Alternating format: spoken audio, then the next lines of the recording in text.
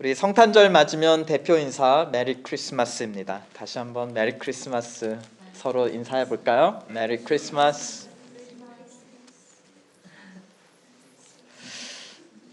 그때 저는 좀 궁금해졌어요. 왜 메리일까? 다른 것도 많은데 왜 메리일까? 그래서 한번 사전, 또 영어 사전 뜻을 조사해 봤더니 즐겁다, 기쁜 이런 뜻이 있어요. 그런데 그 어원을 찾아보니까 어원? 그거 무슨 뜻이 있냐면 시간이 빨리 지나간다라는 어원의 뜻이 있었어요. 우리가 지겨우면 시간이 어떻게 가죠? 되게 더디 갑니다. 근데 즐거우면 굉장히 빨리 가는 것처럼 느껴지죠. 근데 또 빨리 지나간다는 거에는 어떤 마음도 있나요? 아, 즐거운 건 왜 이렇게 빨리 끝나는 거야 하는 아쉬운 마음도 포함되어 있는 게 바로 영어의 Mary입니다. 그런데 또 재밌는 표현이 있는데 영국에서 이 Mary는 어떤 뜻이냐면 약간 술 한 잔 마시고 약간 얼큰한 느낌 다 이렇게 좀 자주 좀 이렇게 익숙한 그 느낌 있잖아요. 술 한 잔 마시고 도는 약간 그 얼큰하고 기분 좋은 느낌. 근데 그게 어떤가요? 시간이 지나면 없어지잖아요. 이렇게 사라지고 그렇습니다. 그러니까 메리에는 즐겁다는 뜻도 있지만 이게 금방 사라지니까 아쉽다라는 마음도 같이 포함되어 있는 것이 바로 메리 크리스마스의 메리입니다. 그러니까 사실은 이게 어른들을 위한 인사이기도 한 것 같아요. 아, 오늘 성탄절이어서 좀 즐거운데 금방 지나가니까 좀 아쉽다. 새해부터 또 고생 시작이니까 오늘 하루라도 좀 즐겨보자. 좀 이런 심정으로 우리가 맞는 것이 또 성탄절이 아닌가 싶습니다. 그런데 오늘 우리 본문에서 기록되어 있는 첫 번째 성찬 때도 기쁨은 굉장히 잠시였고 고생은 길었다 하는 것을 우리는 살펴볼 수 있었습니다. 정말 메리 크리스마스였어요. 왜 그런지 한번 볼까요? 아기 예수를 찾아 별을 따라 동방에서 박사들이 왔습니다. 동방이라고 하면 여기서 오늘날 이란, 이라크 같은 중동 지역을 의미합니다. 10절을 보시죠. 저희가 별을 보고 가장 크게 기뻐하고 또 기뻐하였다 했습니다. 또 다음 절을 보니까 별이 머문 집에 들어가 아기께 경배하고 예물도 드렸습니다. 하지만 이들의 기쁨은 굉장히 잠시였죠. 왜냐? 이들은 고향으로 먼 길을 따라 돌아가야 했기 때문입니다. 12절을 보면 꿈에 하나님께서 즉시 돌아가야 한다고 경고하시고 지시하셨습니다. 왜냐하면 당시 유대인의 왕 헤롯이 이 아기 예수를 찾아서 죽이려 하였기 때문입니다. 아기 예수를 만나서 경배한, 기다리던 그리스도를 만난 기쁨은 잠시고 그들은 몇 개월 걸리는 여행길을 따라서 고국으로 돌아갔어야 합니다. 여기까지 오는데 몇 개월 걸려서 왔는데 하룻밤만 잠시 기쁨을 누리고 곧바로 또 먼 길을 따라서 집으로 돌아가야 했습니다. 13절을 보시면 하나님은 요셉에게도 나타나셔서 다가오는 위험을 또 알려주셨습니다. 헤롯이 아기를 죽이려 하니 어디로 가라 하였나요? 즉시 애굽으로 떠나라, 이집트로 떠나라 지시하셨습니다. 그러자 요셉과 마리아는 한밤중에 일어나서 갓 태어난 아기를 데리고 먼 길을 떠나야 했습니다. 저희 딸 현서하고 민서는 둘 다 필라델피아에 있는 그 에빙턴 메모리얼 하스피털에서 태어났어요. 그런데 병원에서 우리 아기가 태어났는데 막상 기다렸는데 태어나니까 우리가 뭘 어떻게 해야 될지를 모르겠는 거예요. 근데 너무 감사한 거는 병원에서 3일 동안 편하게 먹고 자고 하게 해주면서 우리가 원하면 아이를 데리고 가서 또 돌봐주고 하였습니다. 그래서 3일이 지났을 때 하루만 더 있으면 안 되냐고 한번 부탁도 해보곤 하였습니다. 그래서 그 3일 동안 우리는 몸과 마음을 추스릴 수 있었어요. 그런데 요셉과 마리아는 베들레헴에 있는 마구간 병원에서 아기를 출산했어요. 그런데 거기는 며칠도 아니고 하룻밤 만에 떠났어야 했습니다. 그것도 나사렛 집으로 돌아가는 게 아니라 머나먼 그리고 낯선 외국 땅 애굽으로 떠났어야 합니다.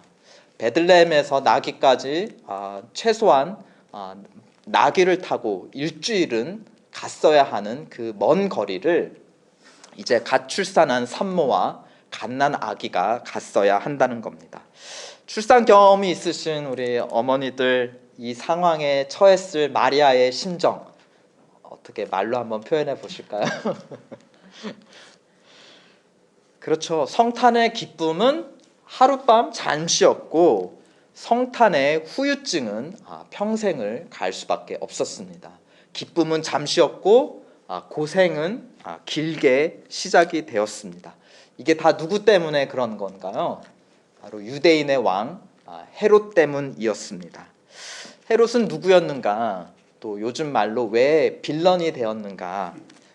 보시면 당시 유행하던 헤롯 왕을 둘러싼 소문이 있었습니다.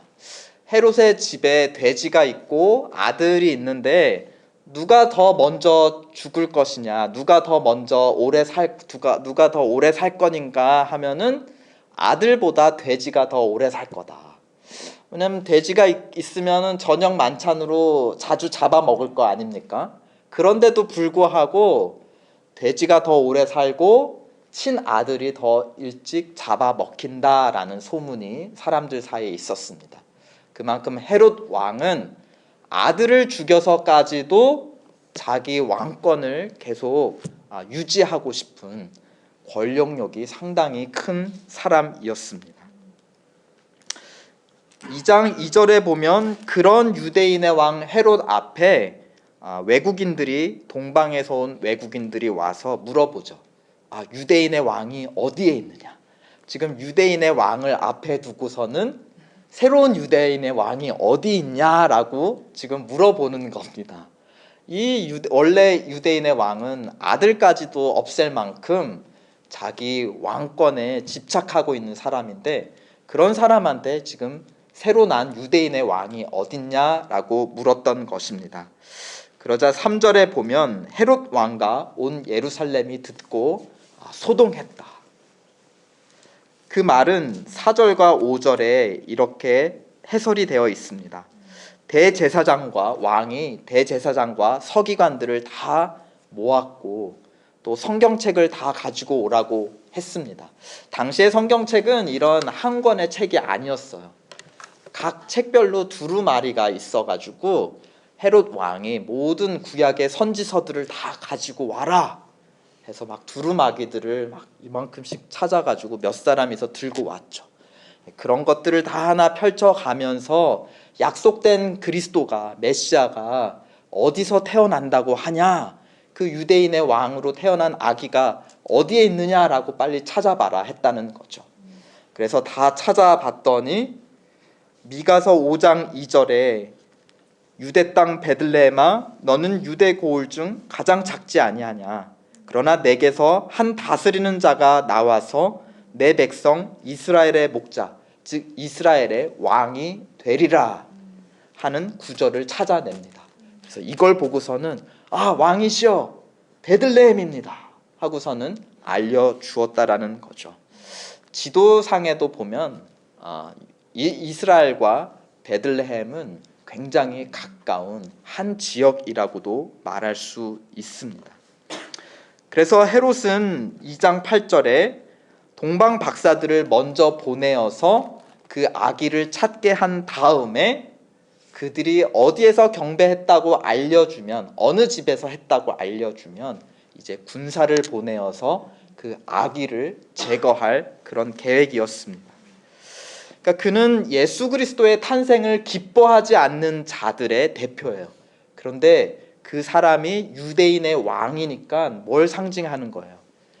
많은 백성들이 예수님의 탄생을 기뻐하지 않았고 기뻐하지 않은 또 다른 무리들 중에 하나가 바로 대제사장들과 서기관들, 왕을 도왔던 사람들이라는 것입니다. 동방에서 멀리서 온 외국인은 아기 예수를 기뻐하고 그에게 경배할 향품, 예물을 드리고 왔는데, 동족인 유대인들은 그 아기 예수께 무엇을 가지고 찾아갑니까?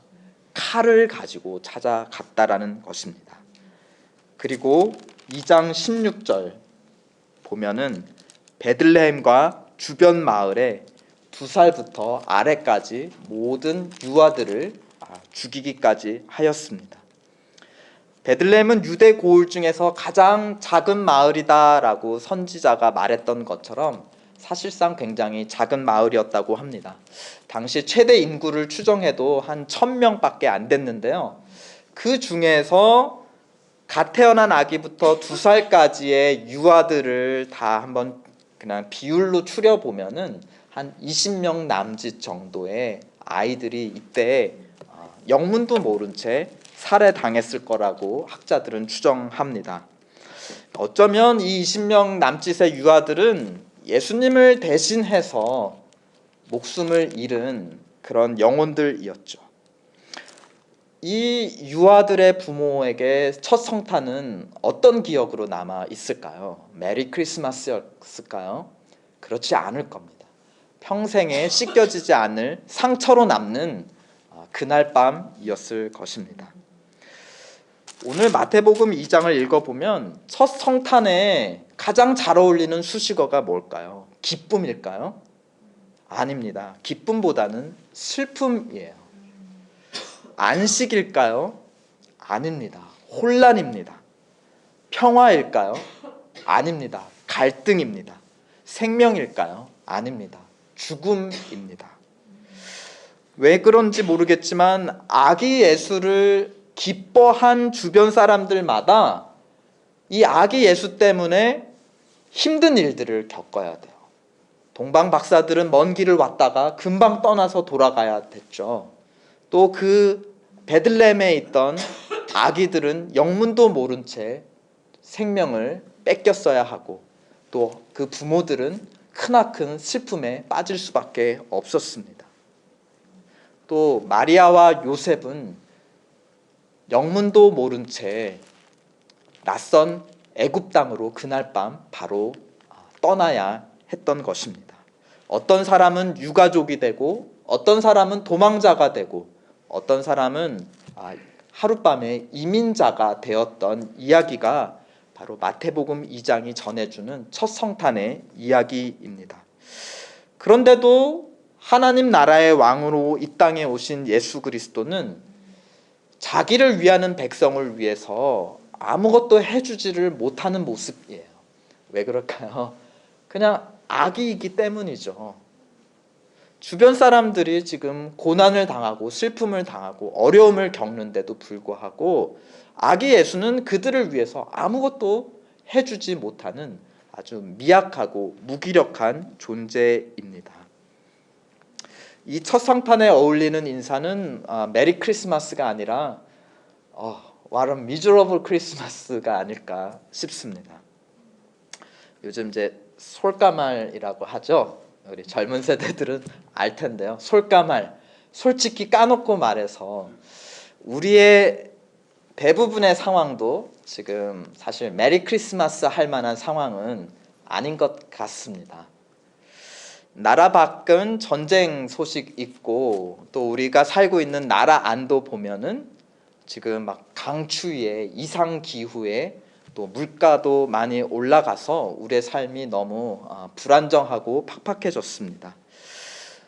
또 위로는 우리 부모님들 또 걱정되고, 또 아래로는 우리 자식들 또 걱정되고, 내 자신의 걱정은 했다 모르겠다 이렇게 그냥 숨겨두고 묻어놓고는 있지만, 그렇다고 지금 해결되고 있는 것은 또 아니죠.